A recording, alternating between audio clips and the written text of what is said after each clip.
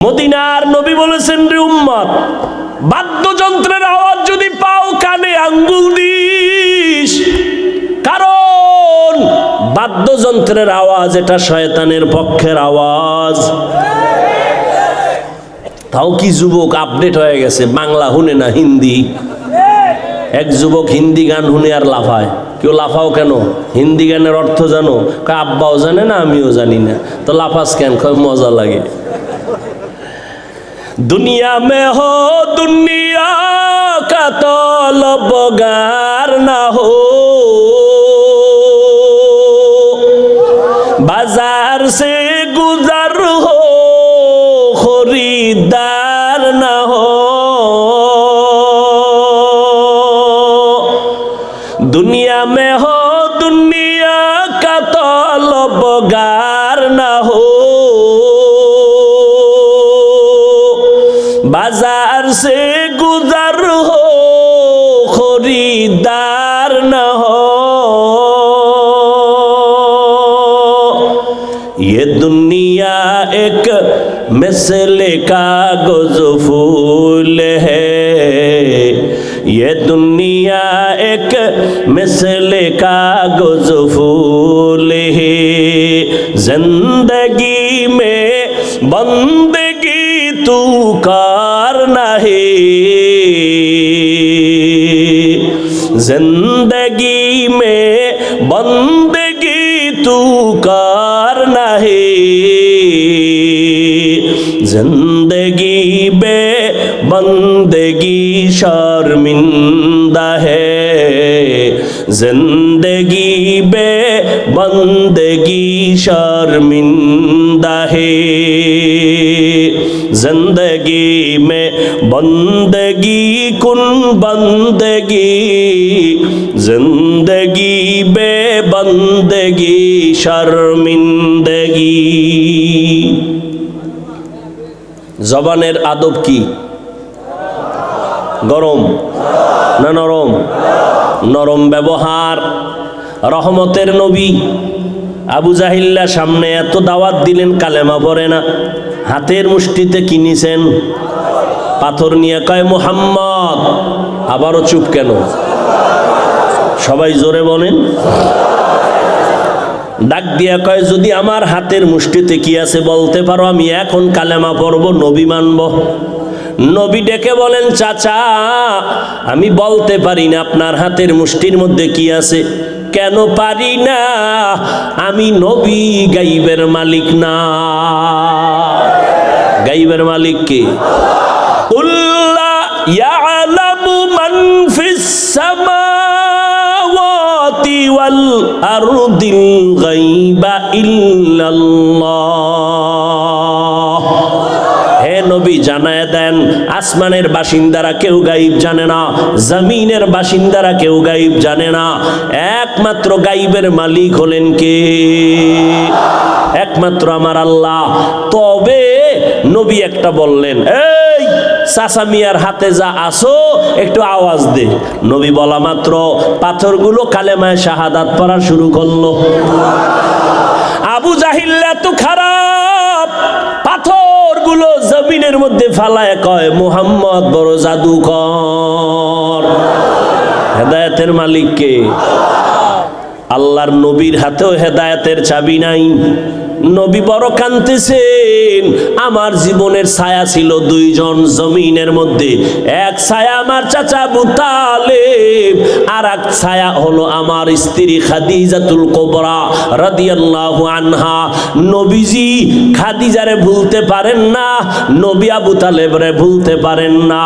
মাঝে মাঝে নবী এত কাঁদেন, মক্কায় যাওয়ার 3 বছর আগে আম্মাজান খাদিজাও বিদায়, চাচা আবু তালেব বিদায় হয়ে গেলেন। বেঈমানদের অত্যাচার বেড়ে গেল। নবী কান্না এত পরিমাণ করছেন, কারো ইন্তেকালে নবী এত কান্না কাঁদেন নাই। আম্মা জান আয়েশা রাদিয়াল্লাহু আনহা বলেন, আমি মাঝে মাঝে তাকায় দেখতাম মায়ার নবী আমার হুজরায় বসে গুনগুন করে কান্না করতেন। আমি জিজ্ঞাসা করতাম, ও পয়গম্বর, আমার বেয়াদবির কারণে আপনি কাঁদেন নাকি? বলেন, না রে আয়েশা, তোমার কারণে না, আমার মনে পড়েছে খাদিজার কথা। খাদিজার কথা মনে পড়লে আমি চোখের পানি ধরে রাখতে পারি না। কারণটা কি জানো রে আয়েশা? তুমি আমার সুখের দিনের বিবি,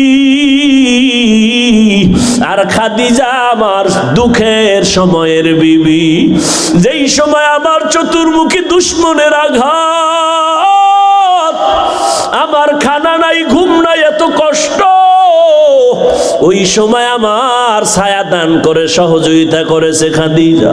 আমি দিনের দাওয়াত দিয়া যাইতাম, যত রাত হোক ঘরের দরজায় সালাম দিতে দেরি, খাদিজার দরজা খুলতে দেরি হতো না। এরে পর্দার আড়ালের আম্মা জানেরা, ও আম্মা জানেরা, তো সম্মান আপনাদের আল্লাহ দান করেছেন। আল্লাহ তাআলার নবীর বয়স মাত্র 25। বিশ্ব নবী হিসাবে তার শক্তির তো তুলনাই নাই। বিশ্ব নবী হিসাবে তার শক্তি আলাদা।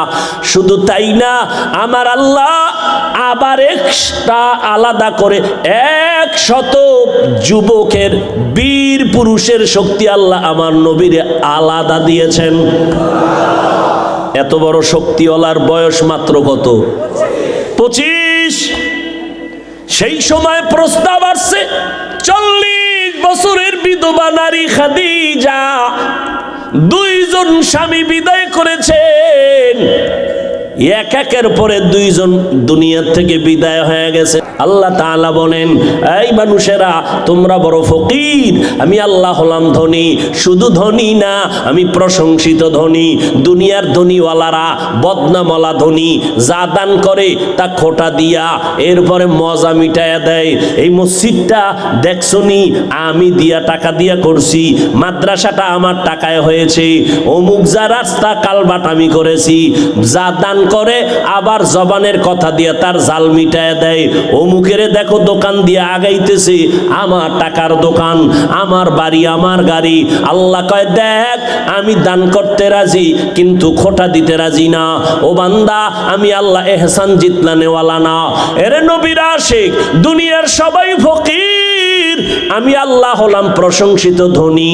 আল্লাহ তাআলার কাছে বান্দা চায়, ফজরের সময় চায়, জোহরের সময় চায়, মাগরিবের সময় চায়, এশার সময় চায়। আল্লাহ কয়, আমিও দিতে চাই। এমন একটা রাত নাই যেই রাতে আমার আল্লাহ দেওয়ার জন্য আসেন না। যারা জানেন তারা একটু বলবেন, আল্লাহ দেওয়ার জন্য কখন আসেন? কোন সময়? গভীর রজনী, রাতের শেষ ভাগে আমার আল্লাহ কোথায় আসেন? প্রথম আসমানে আসিয়া বান্দাকে ডাকেন, বান্দা তুই না ফজরের সময় চাইলি, জোহরের সময় চাইলি, আসরের সময় চাইলি, মাগরিবে চাইলি, আমি আল্লাহ দেওয়ার জন্য আসছি। আলা আমি মুস্তাগফিরিন ফাগফির আলা, আলা আমি মুস্তারজিকিন ফারজুকা। এ গুনাহগারেরা গুনাহ ক্ষমা চা, আমি আল্লাহ ওয়াদা দিলাম, যা চাবি আমি এখন আল্লাহ দিয়া দিব। অতিও গভীর হয় রজনী যখন, নীরবে প্রভুর নাম জপিও তখন। প্রভুর করুণা যদি পাইবারে চাও, অতি গভীর রজনীতে উঠে আল্লাহর গুণগান গাও। যত আল্লাহর ওলি গভীর রাতে কান্না ছাড়া ওলি হতে পারে নাই, বুজুর্গ হতে পারে নাই। ওই সময় যারা চাইছেন অল্প হলেও তারা পাইছেন, আর আল্লাহর থেকে অল্প পাইলেও আল্লাহ অনেক দান করেন। আল্লাহর বান্দার জন্য এটা অনেক বিশাল বড় পাওয়া। গভীর রজনীতে আল্লাহর কাছে চাও। যারা চাও আল্লাহ দেওয়ার জন্য প্রতিদিন একটা দিনও বাদ নাই, প্রথম আসমানে আসিয়া তার বান্দাকে দেওয়ার ওয়াদা করেছেন। এরে নবীর উম্মতের দল, আম্মাজানকে বিবাহ করলেন নবী। চাচা আবু তালিব বলে, রে ভাতিজা, তোমার টাকা নাই, ঘর নাই, চিন্তা করবা না, খাদিজার প্রস্তাবে আলহামদুলিল্লাহ বলো। টাকা আমি দিব, মহানানার টাকাও দিব, অনুষ্ঠান যা লাগবে তাও খরচ আমি দিব, এমনকি খাদিজার সাথে তোমার প্রথম বিবাহের খুতবা আমি আবু তালিব পড়ব। এইবার বিয়া হয়ে গেল। আম্মাজান খাদিজা রাদিয়াল্লাহু আনহা গোটা দুনিয়াতে নবী বিধবা নারীকে বিয়া কইরা জগতের সব নারীরে জানায় দিলেন, এই আরবের জাহেলেরা, তোরা বিধবা নারীদেরকে তোরা অপছন্দ করো, আমি বিশ্ব নবী 25 বছর বয়সে 40 বছরের বিধবা নারী খাদিজাকে বিয়া করে দেখাইলাম ইসলাম সারা নারীর সম্মান দিতে কেউ পারে না। বড় বড় পণ্ডিত ভাই রইছে, এই কই যান আপনারা? দেখছেননি কারবার, কারো জ্যৈষ্ঠ মাস, কারো সর্বনাশ।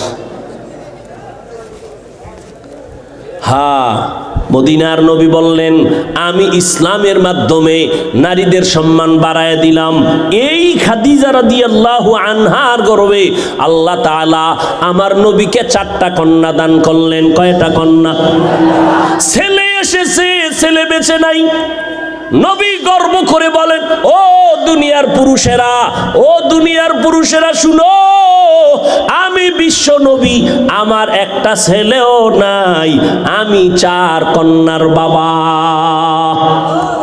কয় কন্যার বাবা? কন্যা হওয়া লাভ না ক্ষতি? এই কপাল ভরা যারা ছেলে চায়, মেয়ে হইলে কষ্ট পায়, লেখা রাখো ওই ছেলে 10টা হলে কি লাভ হবে? কয়েক মাস আগে ঢাকা বাড্ডা থানা, কি থানা?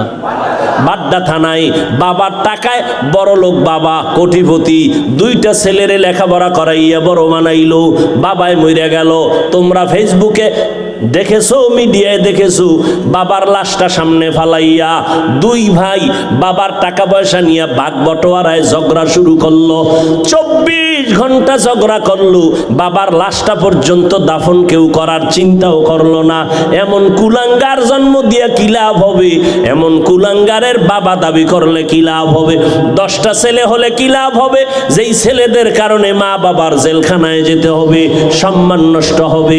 এমন 10টা ছেলের দরকার নাই, একটা ছেলে যদি হয় মা বাবার সম্মান বাড়ে, এমন একটা কোরআনের হাফেজ জমিনেই যথেষ্ট।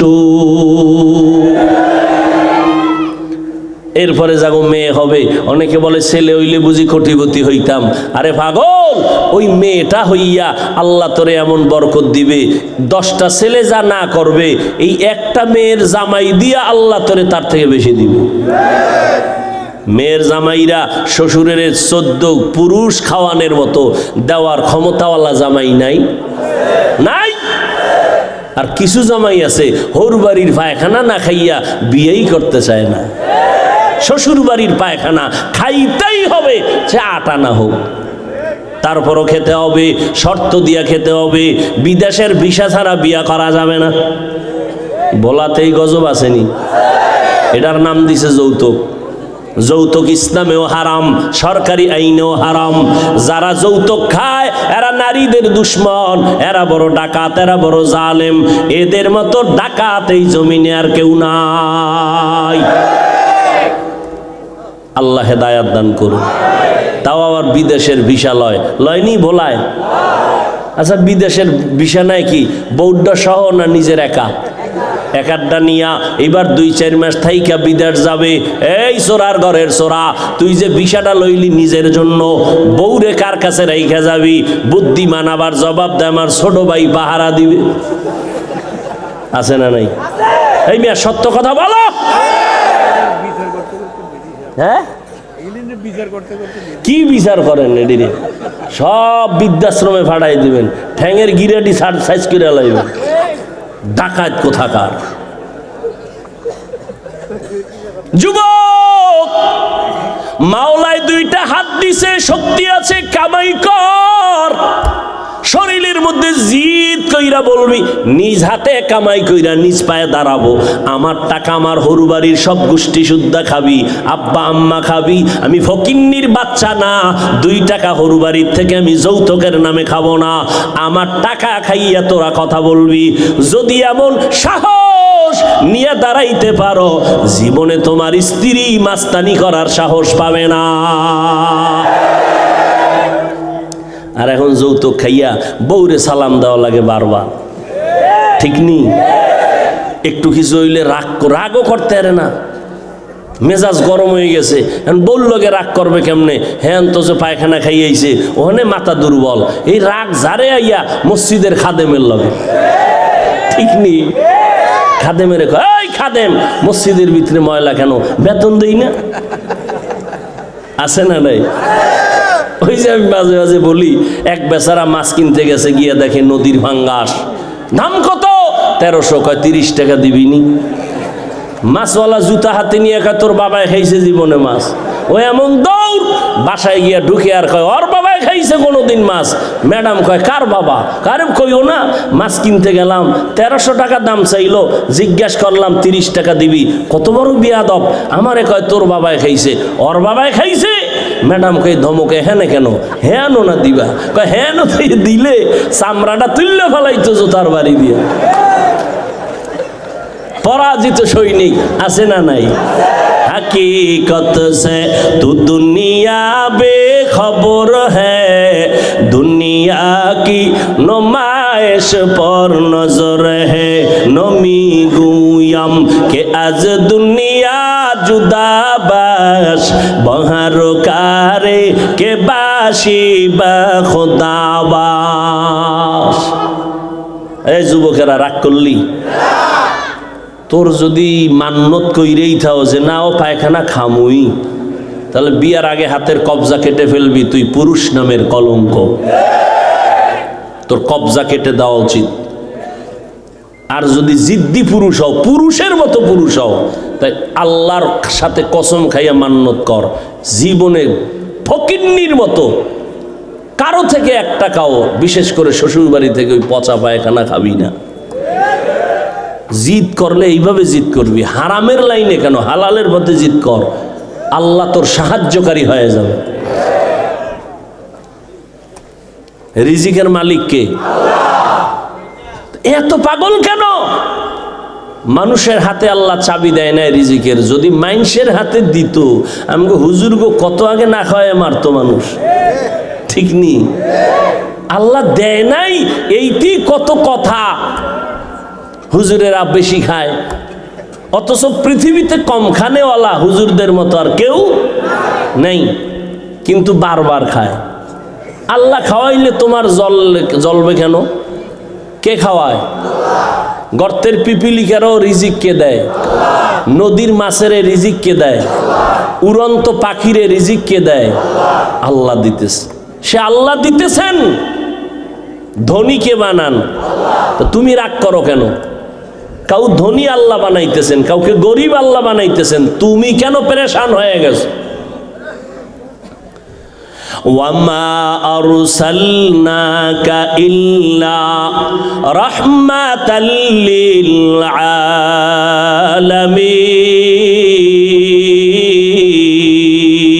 আলামিন। আরেকটু আগাবো না মোনাজাতটা দিয়েই দেব? হ্যাঁ, সবাই রাজি আছেন তো ইনশাআল্লাহ? থাকবেন? কারা কারা দেখি থাকবেন না? আল্লাহ সবাইকে কবুল করেন।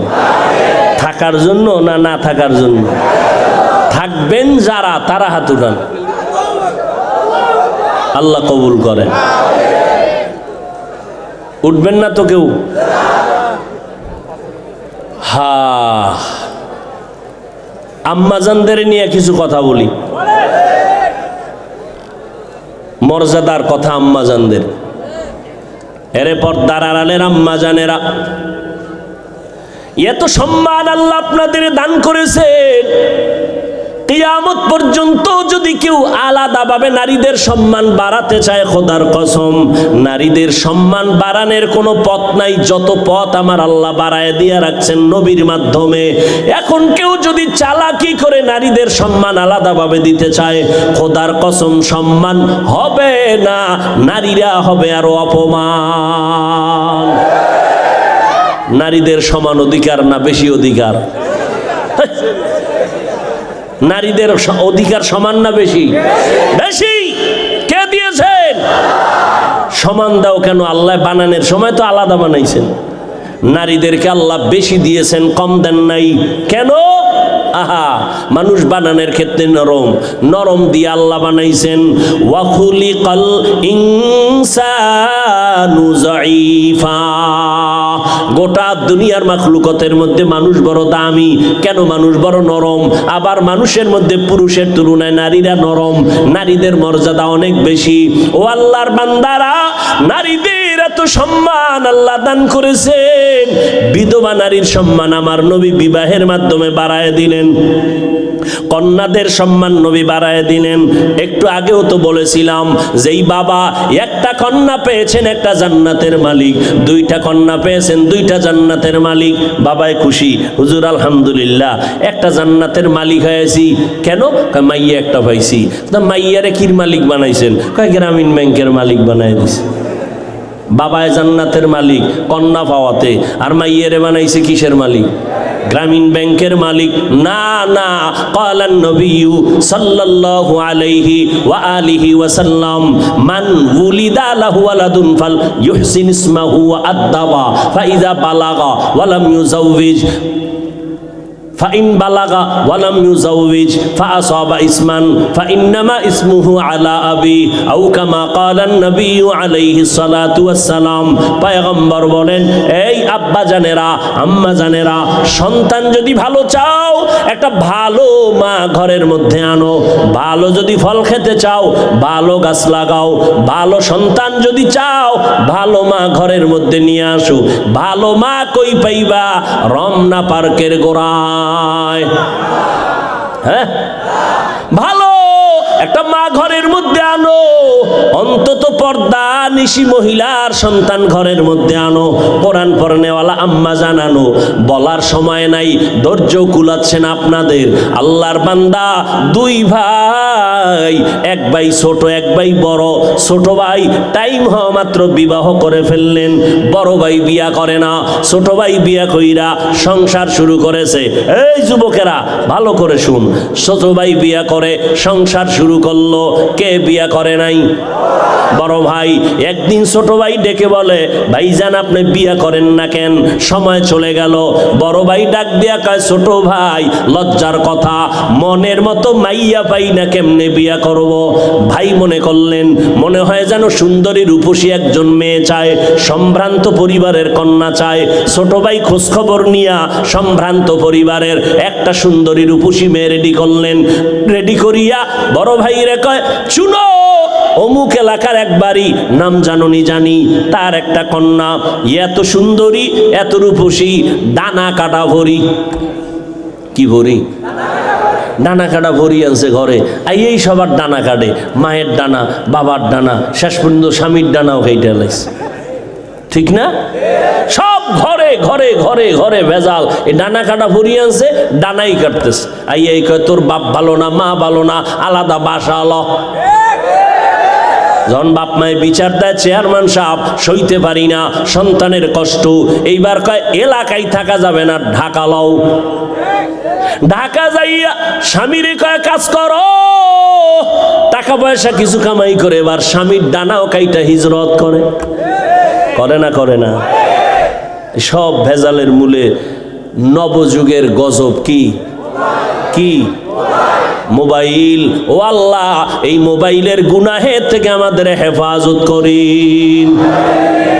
বাবাই খুব গুণগান গায়, হুজুর চিনেননি আমারে? হ্যাঁ, মোটামুটি দেখা হয়েছিল। হুজুর আলহামদুলিল্লাহ, আল্লাহ আমারে একটা বাচ্চা দিছে না, আমি একটা কুলের বলদ, কিন্তু বাচ্চা মোটামুটি ইঞ্জিনিয়ার ফেল। মোবাইলের সিফাগল্লির খবর সব আমার বাচ্চা জানে। খুব গুণগান গাইতেছে। এক মাস পরে দেখা, এইবার বাচ্চা নিয়ে কয়, হুজুর একটু তেল ভরা, একটু পানি ভরা দেন। বিষয় কি? সন্তান আব্বাও ডাকে না, আম্মু ডাকে না। বয়স কত? 5 বছরের নিকট। আম্মু ডাকে না কেন? আব্বু ডাকে না কেন?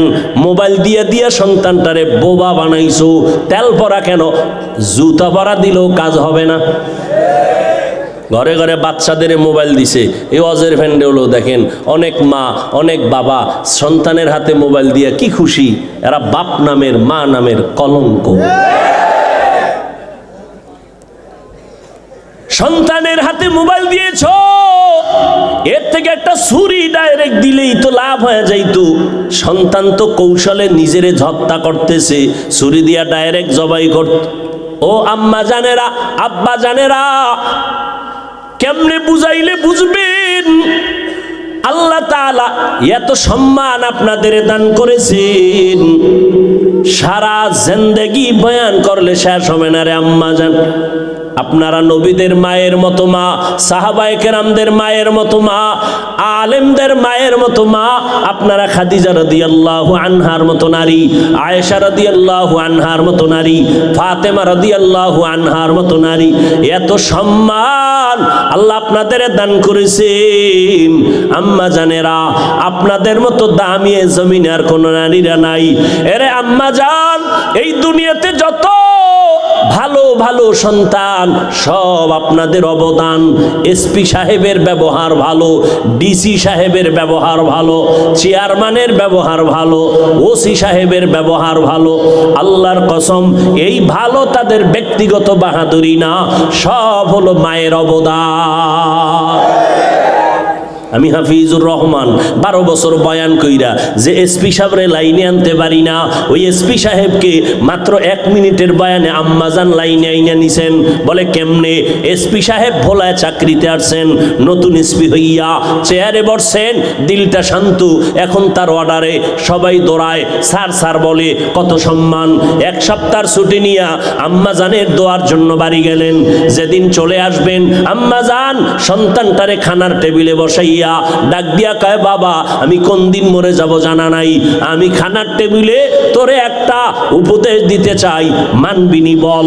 আম্মা জান, গলায় ছুরি লাগবে, আপনার অবদান আমি অস্বীকার করব না।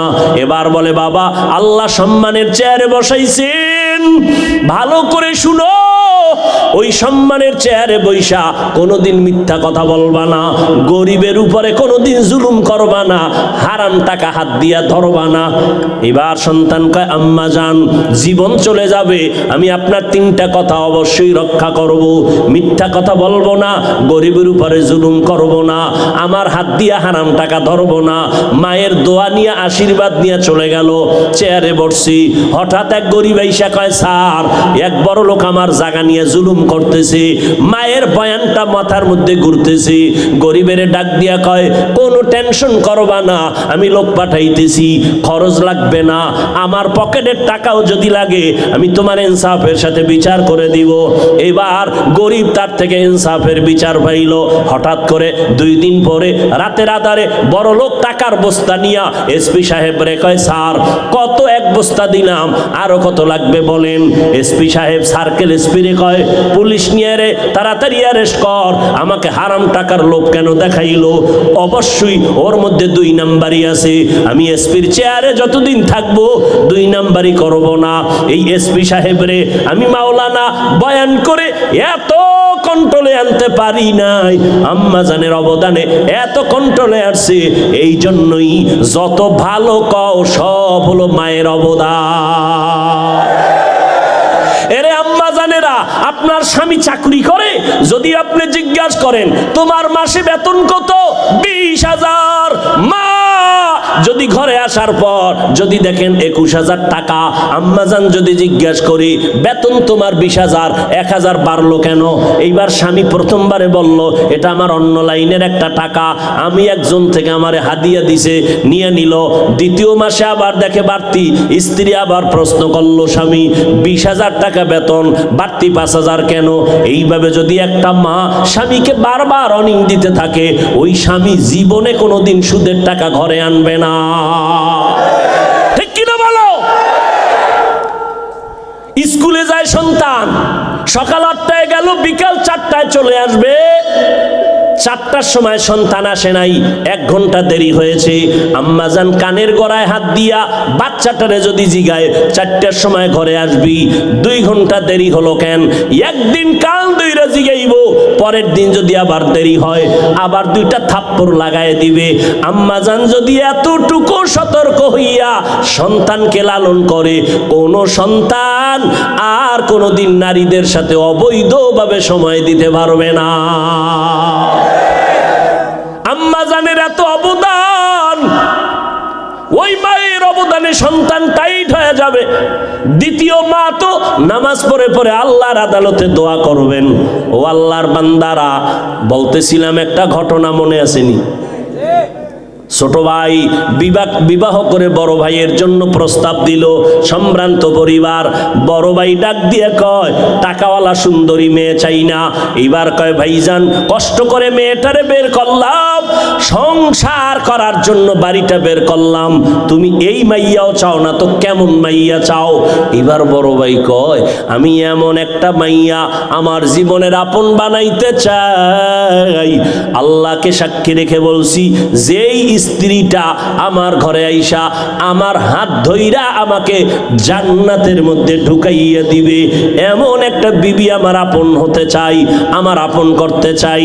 এমন মেয়ে আমার ঘরে আসার পরে আমার সন্তানকে এমন আদর্শওয়ালা বানাবে, যে আদর্শ দ্বারা অন্ধকার সমাজকে আলোকিত করবে।